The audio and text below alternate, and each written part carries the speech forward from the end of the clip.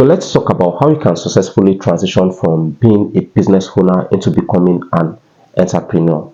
Firstly, we need to understand who a business owner is and who an entrepreneur is. A business owner is someone who builds businesses, bring in people on board to help him manage his business. That is a business owner. And also a business owner is fully involved in the entire activities around the company, is involved in the idea, is involved in the invention, is involved in the financial head of the company, is fully involved in every department and every activity that has to do with that business. Okay, that is a business owner, and also is fully active working on that business. A business owner works on his business. All right. And as an entrepreneur are people who build businesses for others to manage. In most cases, entrepreneurs don't usually work in their business. What they usually have is board of directors who can see into the affairs and manage the business to make sure that everything within that business is working smoothly. So that is an entrepreneur. And the key difference between the two is that business owners work in their business and entrepreneurs don't work in their business. And that is why entrepreneurs usually have the privilege of building multiple businesses, probably within the same niche or in different niches, because they have their time to themselves and they have money coming in from a successful business, right? They have a business, they built this business, they have people who are working on their business, they have board of director, which they are definitely going to be among the board of director. But this does not mean that they have to be fully active, except if they take up a role of probably the CEO or the manager. Yeah, probably the CEO or the manager. Okay, because in some cases there are people who feel like, okay, I am much passionate about this field, okay, this department, probably that is their strength, and they just feel like, okay, I just want to take on this responsibility. When entrepreneurs work in their business, it's optional. Okay, it is optional.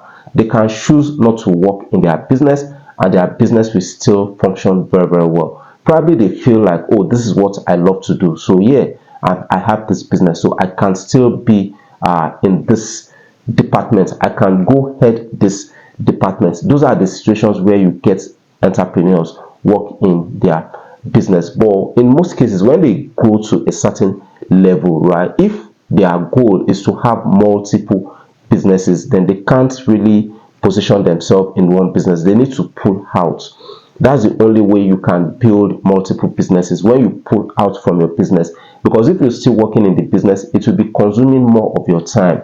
Your attention will be needed. You will need to like see into the activities within that department that you've chosen for yourself. So you're still working, you're still very much active, so you won't be able to like focus on doing other things. But when you pull out, right, you have your time to yourself and you also have money. You're making money from a successful business, so it becomes very easy for you to like invent new products, like expand and do so many other things within your business, and also most importantly build multiple businesses. Okay, build multiple businesses. So those are just the key difference. And when it comes to transitioning from a business owner into becoming an entrepreneur, what you actually need is a business structure. Yes, you need a business structure that will help your employee work without your presence. That's the first thing. You have a business, your business is running very well, then you need to create a structure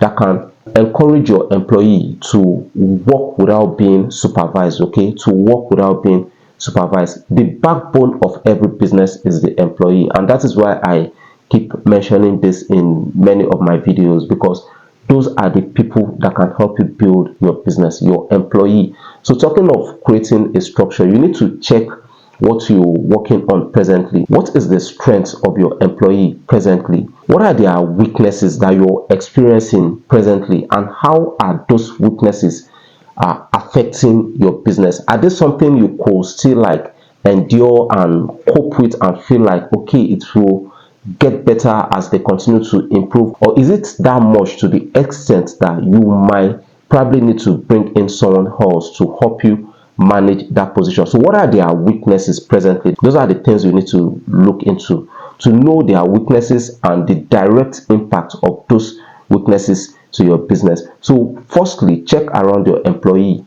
right? Be sure that you have competent hands on board. If some of them are not competent enough, you can encourage them to go elsewhere. That means they are not the best fit for your company. That doesn't mean they won't be the best fit for another company or another business. So yeah, let them go to where their strength lies so that they will be able to perform very, very well. So you can bring on someone whose strengths aligns with your own business so that you can also get good value from that person. So that's the first thing, right? To be sure that you have competent hands on board, people that can work without being supervised. Yes, people that can work without being supervised. So once you have that done, the next thing now is for you to now create a structure, to create a business structure that will like help them understand what they need to do, how they will have to do it. Yes, that will help them understand exactly what they need to do and also how they need to do this. Yes, so create a business structure that will help them understand their responsibility and the best way to discharge their responsibilities effectively. So those are just the basics that can help you transition from being a business owner into becoming an entrepreneur. Mainly, right, your goal is to have a business that can run on its own. That is it. Is to have a business that can run on its own so that you can pull out from your business completely and probably focus on building that business, focus on expanding that business, or maybe there are some other activities that you really need to like engage your time, okay, that you will need to engage your time. So it's just for you to have a business that can run without your presence at all time. And it's just about the employee, okay? It's about the employee. Have competent hands on ground. People are trustworthy. People who can work without being supervised. Not everybody can work without being supervised.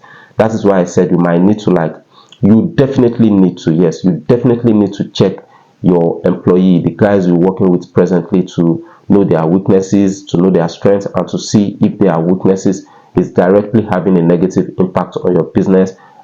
Anybody who falls in that category, you might encourage him to go to where his strength lies, where he'll be able to perform, so you can bring in people that can help you build your own business. So that's just it. Once you have that done, then create a structure that will help them understand what you expect from them and how they can like discharge those activities effectively, and probably stay in the business for a little while just to be sure that yes, what you've set is working very well. Then yeah, you can freely pull out of the business and let the business run on its own. Okay, automatically you've been able to transition yourself from being a business owner who is fully involved, right, who is fully active, who is working in his business. You've transitioned into becoming an entrepreneur who doesn't need to be at his business all time, and yet his business is working very well. Okay, production is going, sales is going, everybody understand what they need to do, and of course they have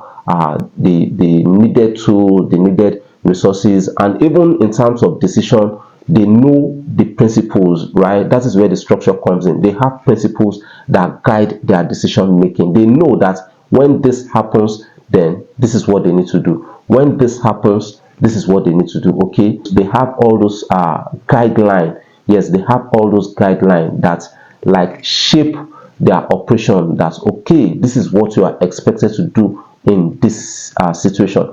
And because they are competent, they are trustworthy, of course, yeah, they will definitely do what they need to do at every point in time. All right, so thank you so much for joining me on this video, and I look forward to having you in more other videos.